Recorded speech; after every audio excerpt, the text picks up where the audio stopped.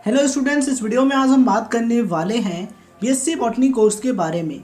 BSc botany course क्या है, BSc botany course के लिए एलिजिबिलिटी क्राइटेरिया क्या है, एडमिशन प्रोसेस क्या होता है, इस कोर्स की फ़ीस कितनी होती है, यानी बीएससी बॉटनी फीस स्ट्रक्चर क्या होता है, गवर्नमेंट कॉलेजेज में इसकी फ़ीस कितनी होती है, प्राइवेट कॉलेजेज में फ़ीस क्या होती है, टॉप कॉलेजेज कौन कौन से हैं, जॉब प्रोफाइल्स क्या क्या हो सकती हैं, इस कोर्स को कंप्लीट करने के बाद आप किन किन एरियाज़ में जॉब कर सकते हैं, यानी कि एम्प्लॉयमेंट एरियाज कौन कौन से हैं। अगर आप इन सभी चीज़ों के बारे में डिटेल से जानना चाहते हैं तो जुड़े रहिए हमारे साथ और देखते रहिए इस वीडियो को। तो चलिए सबसे पहले बात करते हैं इस कोर्स के बारे में। बीएससी बॉटनी, इसका फुल फॉर्म होता है bachelor of science in botany. ये एक अंडर ग्रेजुएट यानी कि बैचलर डिग्री कोर्स है जो कि 3 साल यानी कि 3 ईयर्स में कंप्लीट होता है, यानी कि इस कोर्स की ड्यूरेशन 3 ईयर्स होती है। अगर बात करें सेमेस्टर्स की तो इसमें टोटल 6 सेमेस्टर्स होते हैं, यानी कि इसमें कुल 6 सेमेस्टर होते हैं। प्रत्येक सेमेस्टर 6 महीने की अवधि में कंप्लीट होता है, यानी कि 1 सेमेस्टर इक्वल टू 6 मंथ्स। ठीक है, यानी कि एक जो सेमेस्टर है वो 6 महीने में कंप्लीट होता है। इस कोर्स को कंप्लीट करने के बाद आप बॉटनी की फील्ड में करियर बना सकते हैं। तो चलिए अब हम बात करते हैं एलिजिबिलिटी क्राइटेरिया की। अगर आप इस कोर्स को करना चाहते हैं तो मिनिमम 12th पास होना ज़रूरी है, यानी कि कम से कम आपको 12th पास होना चाहिए, 12th स्टैंडर्ड आपका कंप्लीट होना चाहिए।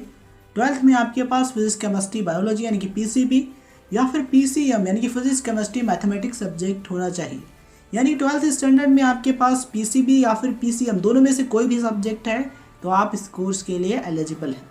ठीक है, परसेंटेज की बात करें तो 12th में आपके मिनिमम 55% मार्क्स होने चाहिए। ठीक है, तो ये है eligibility criteria for BSc botany.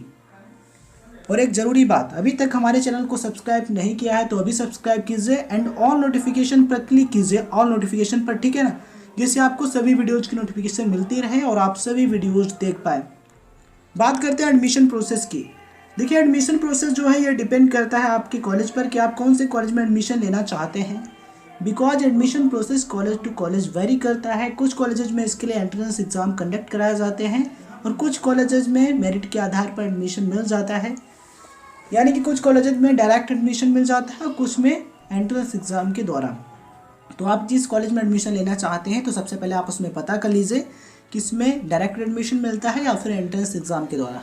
ठीक है ना, तो चलिए हम एंट्रेंस एग्ज़ाम की बात कर लेते हैं। Number 1 BHUUET, number 2 OUAT, number 3 IISERIAT, number 4 GSAT। ठीक है ना, तो ये कुछ एंट्रेंस एग्ज़ाम्स हैं। इसके अलावा अदर कॉलेजेस जो हैं वो अपना अपना एंट्रेंस एग्ज़ाम कंडक्ट कराते हैं। ठीक है, तो एडमिशन प्रोसेस डिपेंड करता है आपके कॉलेज पर, इस चीज़ का ज़रूर ध्यान रखें। अब हम बात करते हैं फ़ीस के बारे में, यानी कि बीएससी बॉटनी फ़ीस स्ट्रक्चर क्या होता है। देखिए, आप सभी स्टूडेंट्स को पता होगा कि जो फ़ीस है वो गवर्नमेंट कॉलेजेज में कम होती है, यानी कि जो सरकारी कॉलेज होते हैं उनमें फ़ीस कम लगती है और जो प्राइवेट कॉलेजेज होते हैं उनमें फ़ीस ज़्यादा लगती है। ठीक है ना, तो चलिए हम बात करते हैं गवर्नमेंट कॉलेजेज में इस कोर्स की फ़ीस के बारे में। गवर्नमेंट कॉलेज में जो इसकी फ़ीस है वो है 12 to 30,000 रुपीज़ पर ईयर, यानी कि 12 से 30,000 रुपये प्रतिवर्ष की होती है गवर्नमेंट कॉलेजेज में। देखिए, फ़ीस जो है ये डिपेंड करती है आपके कॉलेज पर कि आपका जो कॉलेज है वो कहाँ पर है और किस तरीके का है। ठीक है ना, अब हम बात करते हैं प्राइवेट कॉलेजेज में फ़ीस के बारे में। प्राइवेट कॉलेजेज में जो इसकी फ़ीस है वो है 45,000 to 1 lakh rupees per year, यानी कि 45,000 से 1 लाख रुपए प्रतिवर्ष तक की हो सकती है प्राइवेट कॉलेजेज में। जो फीस है वो अलग अलग प्राइवेट कॉलेजेज में अलग अलग होती है, इस चीज़ का ज़रूर ध्यान रखें। ठीक है ना, तो हमने फ़ीस की बात कर ली है। अब हम बात करते हैं सिलेबस के बारे में, यानी कि इस कोर्स का सिलेबस क्या होता है। तो चलिए सबसे पहले बात करते हैं फर्स्ट ईयर के सिलेबस की, फिर बात करते हैं सेकेंड ईयर के सिलेबस की, फिर बात करते हैं थर्ड ईयर यानी कि फाइनल ईयर के सिलेबस के बारे में। ठीक है, स्टेप बाय स्टेप सिलेबस देखते हैं। तो फर्स्ट ईयर का सिलेबस आप स्क्रीन पर देख पा रहे होंगे। फर्स्ट ईयर में आपको ये सब्जेक्ट पढ़ने होते हैं, कौन कौन से?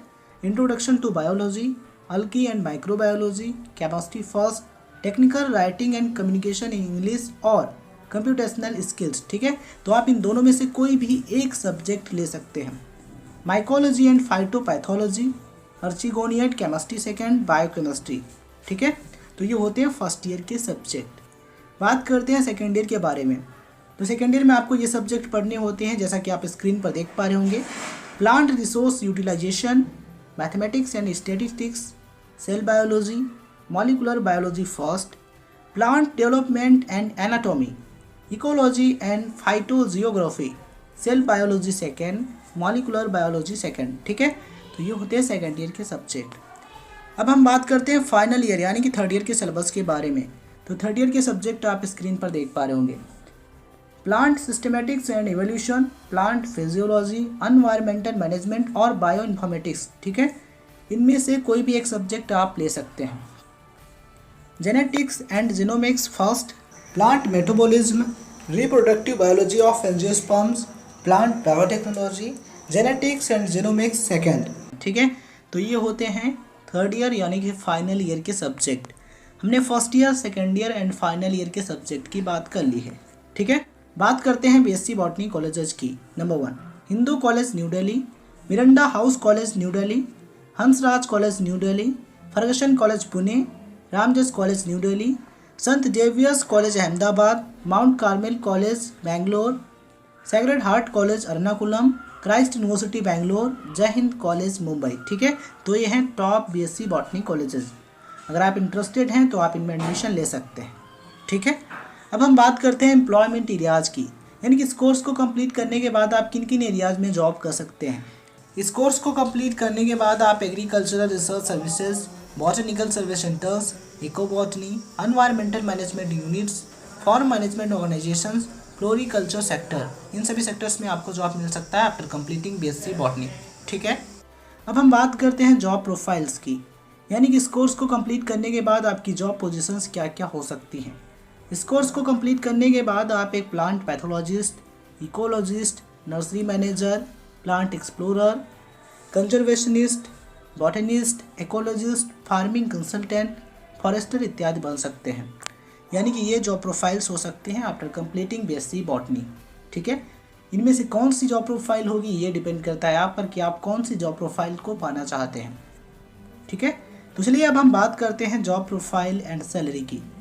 देखिए, जो सैलरी है वो अलग अलग जॉब प्रोफाइल्स के लिए अलग अलग होती है, यानी कि salary is vary from job profile to job profile.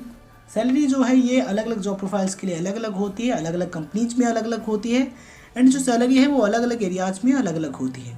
ठीक है, तो इन सभी चीज़ों को ध्यान में रखते हुए इस वीडियो में हम बात करेंगे job profile wise average salary की। ठीक है, तो अगर आप एक फॉरेस्टर बन जाते हैं तो आपकी जो एवरेज सैलरी है वो 4 लाख रुपीज़ पर ईयर हो सकती है। यानी कि अगर आप एक फॉरेस्टर बन जाते हैं तो आपकी जो एवरेज सैलरी है वो 4 लाख रुपए प्रतिवर्ष की हो सकती है। अगर आप एक इकोलॉजिस्ट बन जाते हैं तो आपकी जो एवरेज सैलरी है वो 3.5 लाख रुपीज़ पर ईयर हो सकती है। अगर आप एक बायोलॉजिकल टेक्नीशियन बन जाते हैं तो आपकी जो एवरेज सैलरी है वो 5 लाख रुपीज़ पर ईयर हो सकती है।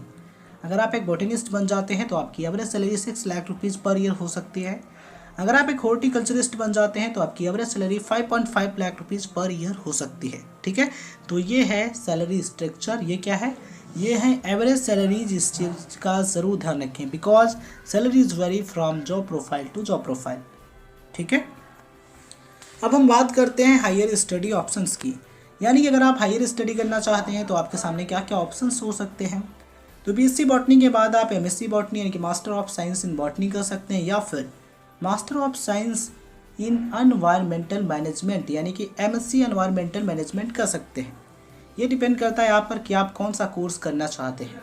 ठीक है, ये वीडियो इन्फॉर्मेशन आपको कैसी लगी? वीडियो अच्छा लगा हो तो लाइक और शेयर कीजिए, और वीडियो कैसा लगा कमेंट बॉक्स में लिखकर ज़रूर बताइए।